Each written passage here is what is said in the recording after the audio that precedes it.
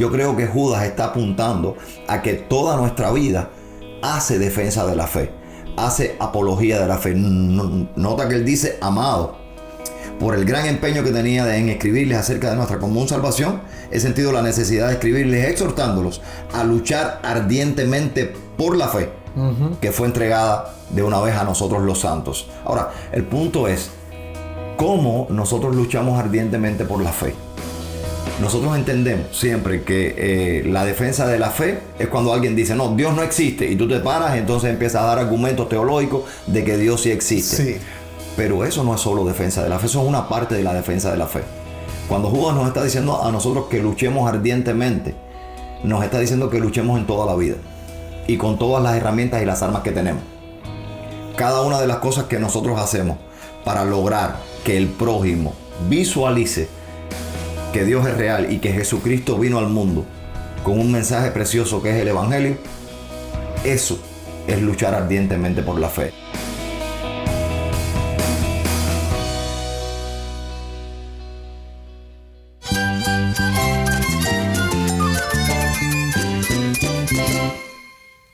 Cristo es mi todo. Cristo es el Rey del universo, es quien guía nuestras vidas. Él es grande y amoroso. Él es real. Solamente Jesucristo es nuestro Señor y Salvador. Es mía quien me fortalece. En Cristo Jesús hay esperanza, hay paz. Y nuestro Dios es un Dios de rescate. Estás escuchando El Faro de Redención.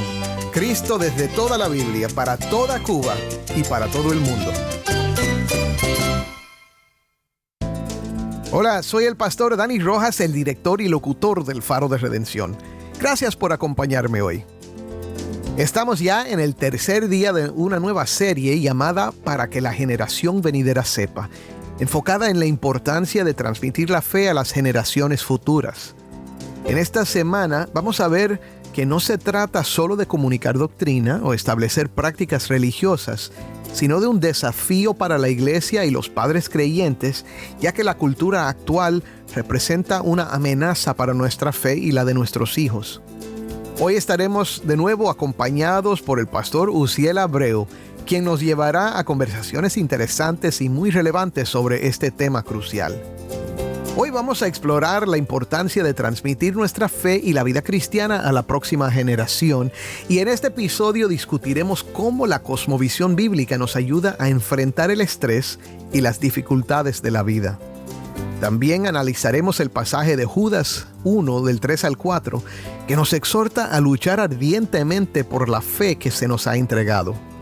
A través de ejemplos prácticos como el impacto de nuestras acciones en los demás y la manera en que tratamos a los que nos rodean, vamos a ver que podemos hacer una defensa de la fe no solo con palabras, sino también con nuestras vidas. Acompáñame en esta conversación sobre cómo legar una fe viva y auténtica a nuestros hijos y jóvenes. Si tienes una Biblia, busca Judas 1:3 y quédate conmigo para ver a Cristo en su palabra.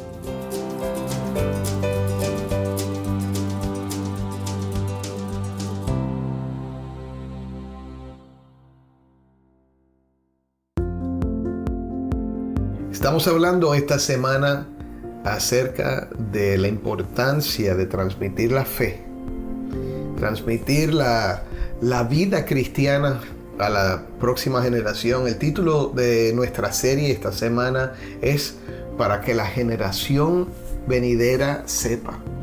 Y este es nuestro esfuerzo, hermanos, que no podemos dejar de hacer. Tenemos que siempre estar buscando la manera de transmitir esa fe, transmitir la verdadera fe en Jesucristo y lo que eso implica para toda la vida a nuestros hijos, a nuestros jóvenes en la iglesia. Y de hecho tenemos que estar seguros que lo tenemos muy claro nosotros mismos. Pero bueno, hemos estado hablando de esto esta semana con nuestro hermano Uziel Abreu, pastor en Bauta. Bienvenido de nuevo al programa, Uziel. Muchas gracias, gracias a Dios. Siempre es un placer. Amén. Estoy disfrutando mucho esta serie. Me encanta hablar sobre cosmovisión bíblica. A mí también. Y me encanta vivir la cosmovisión bíblica. Pues sí, nos da mucha paz tener una cosmovisión bíblica. Saber que Dios está en control de todo. Saber que todo obra para bien. Saber que que Él es soberano. Todo eso es lo que informa nuestra manera de ver el mundo y afecta cómo reaccionamos las cosas. Antes de empezar a grabar, Uziel, tú y yo estamos hablando y nos contabas acerca de un periodo que has estado pasando con mucho estrés. Sí. ¿Cómo es que tu cosmovisión bíblica te está ayudando a lidiar con el estrés? Hay un elemento particular ahí que, o sea, he estado pasando por un periodo en el que el cuerpo me está reclamando y me está diciendo hasta aquí. Y no por circunstancias o problemas en la vida, sino más bien por cosas buenas en la vida. Hemos estado disfrutando de un periodo de apenas hace 1 año y 7 meses de cambio en nuestra iglesia, acá en Bauta, Darío y yo como ancianos de la iglesia, y hemos visto una iglesia humilde, una iglesia que ha sido cambiada gloriosamente por el Señor. Amén. Y eso implica trabajo. Y el trabajo implica estrés. Y el estrés implica entonces que el cuerpo empiece a dolerse. Ahora, ¿cómo? Y estábamos compartiendo antes del programa, ¿cómo yo encuentro paz en medio de esto y cómo tiene que ver con la cosmovisión? Bueno, yo conecto eso porque yo entiendo que la cosmovisión y mi manera de ver el mundo con los lentes de Dios tiene que ver con que todo lo que es formado en este mundo es de Dios y lo glorifica a Él. Y a mí una de las cosas que me gusta hacer para obtener paz es meditar en tanto salgo a tomar fotografías. Y hay un aspecto de la fotografía que me gusta mucho, que se llama fotografía macro, que es, para los no entendidos en el tema de la fotografía, es que se usa un lente especial que acerca mucho los objetos, magnifica los objetos. Entonces uno puede tomar fotos de plantas o de insectos muy pequeños, que te lo hace, o sea, te da el lujo de ver esto con todos los detalles. Los ojitos del insecto, los pelitos que tiene, las paticas, el vientre. Entonces, cuando tú ves el nivel de complejidad que hay en un insecto tan común como una abeja, por ejemplo, o como un ciempié o una oruga, y tú ves el nivel de complejidad que hay, eso te está gritando a las claras: hay un ser que es superior a ti, que es superior en inteligencia, es superior en poder, que es creador y tú eres criatura. Y a mí ver eso, descubrir eso a través del lente de una cámara, me pacifica. Me ayuda a desestresarme, me ayuda también a meditar, a alabar y agradecer a Dios por las cosas lindas que ha hecho. Me encanta también tomar fotos de flores.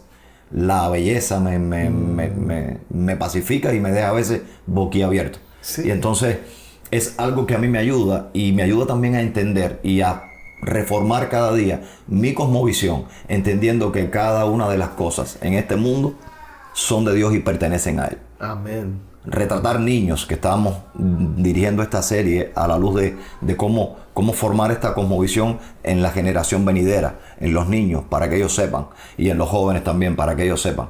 Retratar niños jugando, los rostros de las personas, son elementos que a mí me pacifican y que me ayudan a ver y a entrenar mi mente, porque la mente se entrena para esa cosmovisión, para poder descubrir a Dios en cada una de las cosas.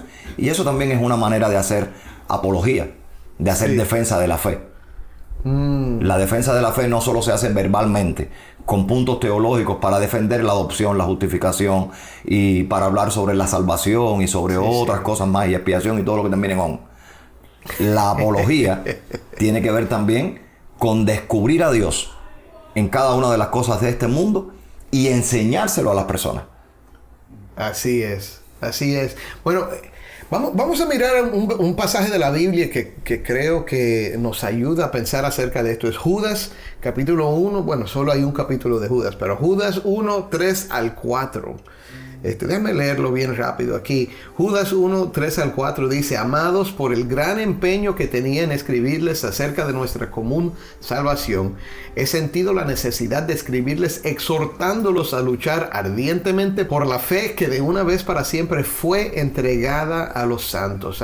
Enfatizando esa idea, debemos luchar ardientemente por la fe que de una vez para siempre fue entregada a los santos. Pues algunos hombres se han infiltrado encubiertamente, los cuales desde mucho antes estaban marcados para esta condenación, impíos que convierten la gracia de nuestro Dios en libertinaje y niegan a nuestro único soberano y Señor Jesucristo. Pues este pasaje me parece que es muy importante para hablar de este tema, pero ¿de qué está hablando Judas en este pasaje? Bueno, lo primero que tenemos que ver que este es el motivo de la carta.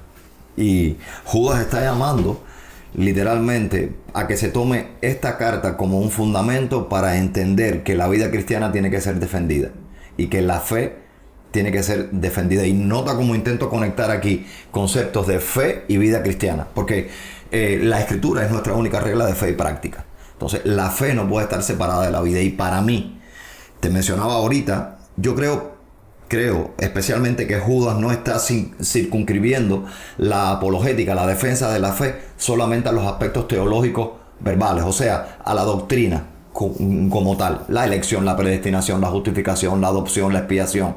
Yo creo que Judas está apuntando a que toda nuestra vida hace defensa de la fe, hace apología de la fe. Nota que él dice, amado, por el gran empeño que tenía en escribirles acerca de nuestra común salvación, he sentido la necesidad de escribirles exhortándolos a luchar ardientemente por la fe que fue entregada de una vez a nosotros los santos. Ahora, el punto es, ¿cómo nosotros luchamos ardientemente por la fe? Nosotros entendemos siempre que la defensa de la fe es cuando alguien dice, no, Dios no existe, y tú te paras y entonces empiezas a dar argumentos teológicos de que Dios sí existe. Sí. Pero eso no es solo defensa de la fe, eso es una parte de la defensa de la fe. Cuando Judas nos está diciendo a nosotros que luchemos ardientemente, nos está diciendo que luchemos en toda la vida y con todas las herramientas y las armas que tenemos. Cada una de las cosas que nosotros hacemos para lograr que el prójimo visualice que Dios es real y que Jesucristo vino al mundo con un mensaje precioso que es el Evangelio, eso es luchar ardientemente por la fe. Estábamos hablando ahorita y Moisés nos ponía el ejemplo de un taxista. Ustedes mismos hoy vinieron a Bauta en un taxi. Entonces, imaginemos que este taxista es cristiano. Y que este taxista lo primero que hace, porque es cristiano, es hacer defensa de la fe cobrando un precio justo. No cobrando más de lo que debe cobrar. Pero además, comúnmente los taxistas uno se sienta detrás y tú le dices, llévame a tal lugar y él te lleva. Imagínate que este taxista, aparte de cobrarte el precio justo, este taxista, destaco, cristiano, está haciendo defensa de la fe y mostrándote a ti que hay una cosmovisión diferente. ¿Cómo? Te da los buenos días. Se baja del taxi y te abre la puerta. Te ayuda con las maletas. Y cuando te sientas, te dice, buenos días, ¿cómo estás? Y te provoca una conversación que te anima, que te ayuda a hacer el viaje de una manera agradable, Así es. afable. No es común eso. No es común eso. Y entonces cuando él lo hace, lo que te está enseñando a ti, metafóricamente hablando, ilustrativamente hablando, es como si Cristo estuviera manejando el taxi. Tremendo. Imagínate que tú te subieras en un taxi con Cristo al timón. Llevándolo al extremo, pero esto es un ejemplo de la vida real. Los cristianos en Roma, durante las plagas, defendieron la fe, quedándose en la ciudad mientras los ricos, mientras los paganos huían por la plaga que había llegado. Así es. La peste bubónica, ¿verdad? Y haciendo de sus casas hospitales. Sí, y quedándose ahí para cuidar de los enfermos. En muchos casos ellos mismos se enfermaban y morían. ¿Pero por qué lo hacían? Porque creían que Dios los había llamado a amar al prójimo, porque creían que esto era un testimonio del amor de Dios y porque estaban seguros, mira la defensa de la fe, estaban seguros de que si morían, resucitarían porque creían en Cristo. Ahora, cuando yo pienso en esto, Dani, ¿qué crees del punto de esta realidad de la defensa de la fe, pensando en los niños y en los jóvenes que tenemos en las iglesias hoy y que estamos tratando de hacer un legado para esta generación? Bueno, y tú me mencionabas y yo me quedé pensando en eso y me quedé conectado con eso. Para nosotros poder legar algo a la generación próxima, esta generación tiene que estar convencida de eso. O sea, tenemos que aprender esto y tenemos que saber esto. Tenemos que aprender a hacer defensa de la fe para poder enseñar a otros a hacer defensa de la fe. Ahora, ¿cómo nosotros podemos entender que el evangelio no es solo un evangelio hablado, sino un evangelio vivido, y que esa cosmovisión bíblica llena todos esos espacios y nos enseña a vivir esta realidad? Y además, ¿cómo podemos nosotros entonces legarle a nuestros hijos esto? Es una pregunta difícil, en el sentido de que hay tanto que que se puede hacer. No estamos hablando solo de, como hemos dicho, estudios bíblicos, aunque hay lugar para eso. Pero estamos hablando de vivir la vida como personas que creen que todo esto es verdad. Quiero decir que cuando hablamos de esto no estamos hablando de que si no lo haces de esta manera no eres salvo. Estamos hablando de madurez espiritual. Exactamente, sí. ¿Verdad? Quiero hacer eso claro. El cristiano maduro, el cristiano que está creciendo en su fe, vive como si todo lo que enseñamos en la iglesia es verdadero, es real. Hay una convicción. Y eso es algo que requiere oración, requiere estudio bíblico, requiere confrontar o enfrentar momentos en la vida que ponen a prueba tus creencias. Y por eso digo, es complicada la respuesta, pero yo creo que como creyentes, eso es lo que debemos estar haciendo todos los días, orando, buscando la presencia del Señor, viviendo cada momento como si Dios es real. Déjame ser un poco más específico aquí en esta conversación. Estábamos hablando en el programa pasado de derrumbar metafóricamente, hermano, que me estás escuchando, metafóricamente hablando, estábamos hablando de derrumbar las paredes del templo, o sea, de salir a vivir esta cosmovisión. Y estábamos hablando también de las personas que nos rodean. Y tú me decías algo que para mí es relevante, es muy importante y me ha ayudado mucho personalmente a vivir mi cosmovisión bíblica y mi vida cristiana fuera del templo. Y es entender que todos, absolutamente todos, y no estoy diciendo los creyentes, estoy diciendo simplemente todos los seres humanos somos imagen de Dios. Yo creo que eso es uno de los aspectos fundamentales de la cosmovisión bíblica que tenemos que entender. Porque la iglesia, lamentablemente, nos encierra a veces en una burbuja. Y a veces nosotros creemos como cristianos que como cristianos somos los únicos que merecemos.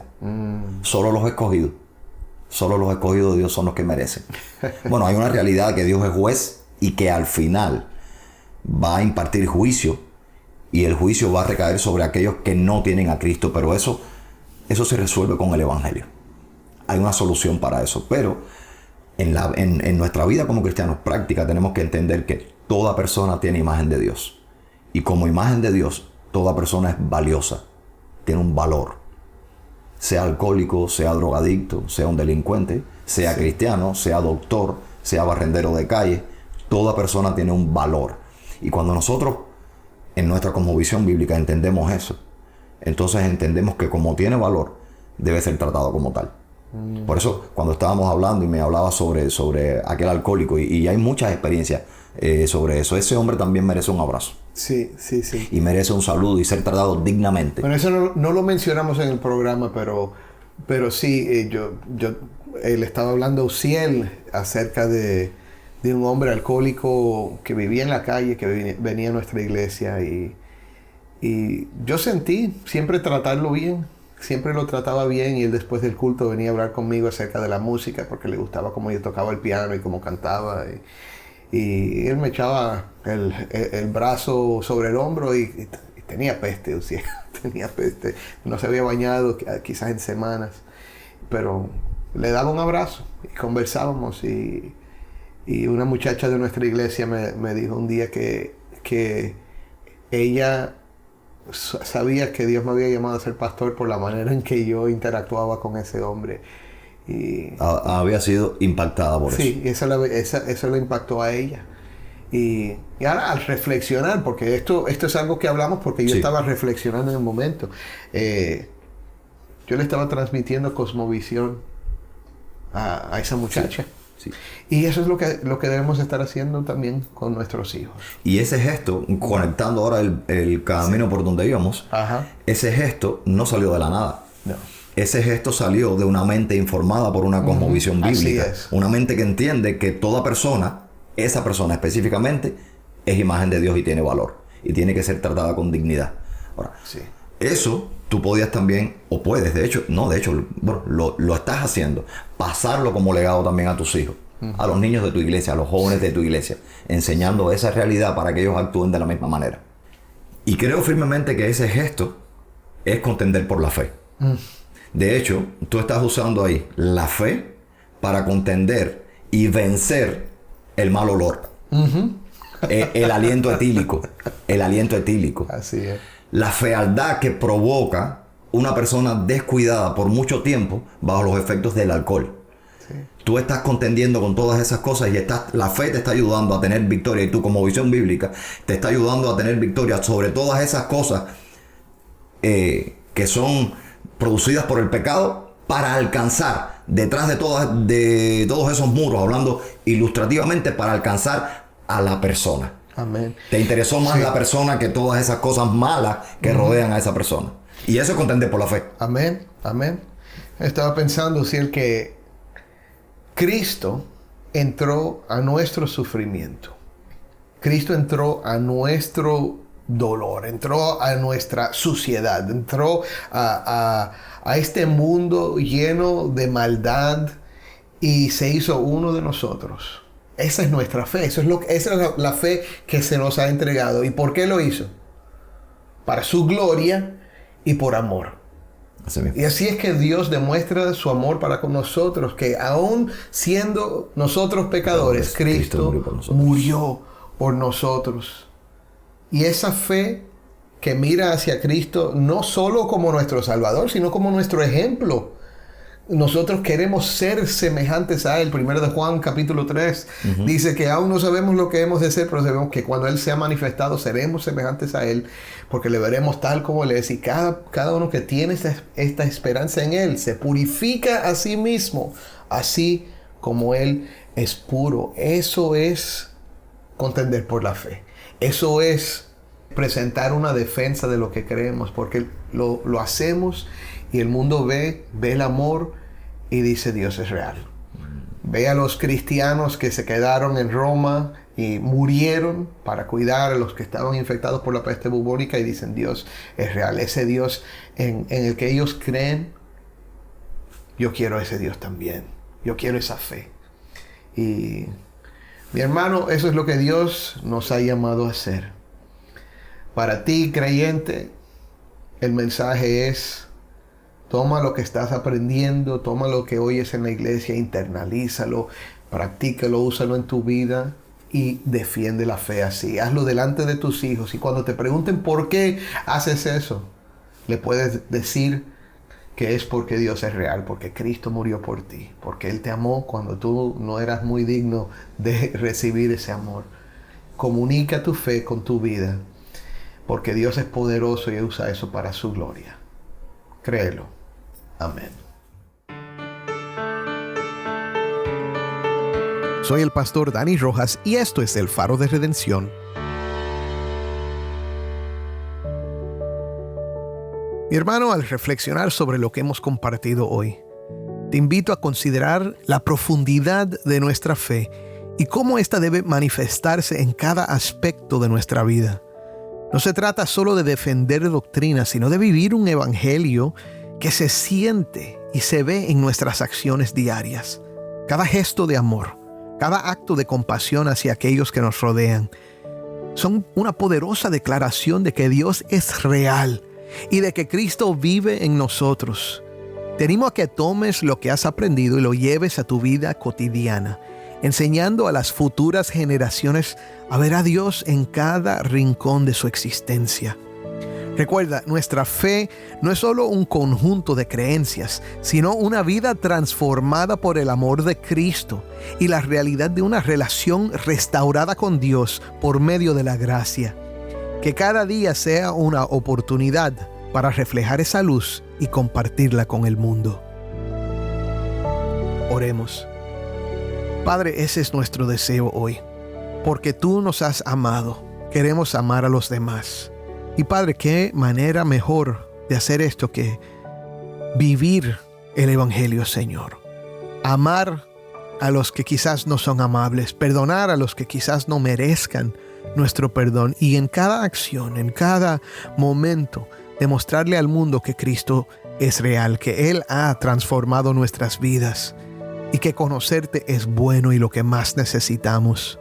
Padre, te pido por cada persona que está escuchando hoy, que pongan primero a Cristo en sus vidas y que disipulen a sus hijos, que disipulen a los jóvenes, que impacten a los que los rodean con el amor de Cristo. Y Padre, para el que todavía no te conoce, que hoy sea el día de salvación para ellos, que hoy pongan toda su fe en Cristo Jesús, que murió por sus pecados y resucitó para darles vida en Él. Es en el nombre de Cristo que te lo pedimos. Amén.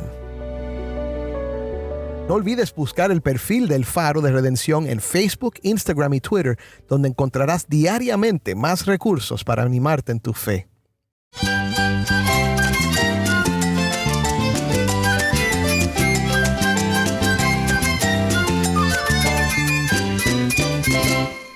Soy el pastor Dani Rojas.